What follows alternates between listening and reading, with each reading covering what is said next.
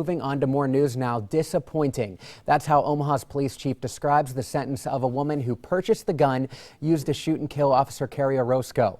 The woman was given 1 year probation, no jail time at all, after lying about who she bought the gun for. Her boyfriend, Marcus Wheeler. He also died in the gun battle. I found out it's not just the chief who's upset. One man who works at a pawn shop says this punishment is too light. I've been in the business a little over 20 years now. After 2 decades, John Deenan's job is almost second nature. Being around it for so long, you know what to look for. And he takes extra time when it comes to one sale in particular. But you know, guns are one of those things that are just very strict because you have so many guidelines you have to follow. Each of those guidelines is on this list. This is the 4473 set up by the federal government. Full of questions a buyer must answer truthfully when purchasing a gun.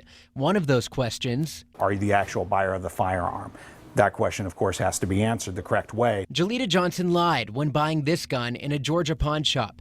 She made what's called a straw purchase, saying the gun was for her when it was really for her boyfriend, Marcus Wheeler. Wheeler would use it to shoot and kill Officer Kerrie Orozco in May. Johnson sentenced for lying about that purchase, 1 year probation. Definitely was surprised by it. I thought it should have been a little bit stricter of a sentence. And Omaha Police Chief Todd Schmatter agrees. Wednesday, he released a statement saying straw purchases are a link to the gun violence that has damaged our community over and over, and the court missed an opportunity to make a bold statement.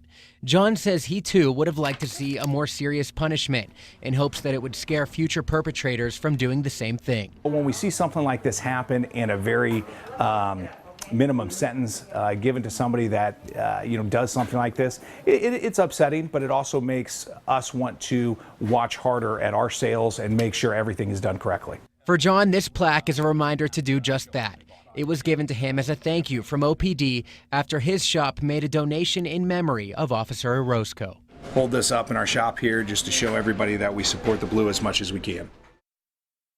I also spoke with Officer Kerrie Orozco's mother over the phone. Ellen Holt says she was heartbroken when she heard what that sentence was. She described it as a slap in the face. Jelita Johnson, the woman who purchased the gun, will also have to do 40 hours of community service and 180 days of home confinement. The maximum sentence would have been 10 years in federal prison and a $250,000 fine.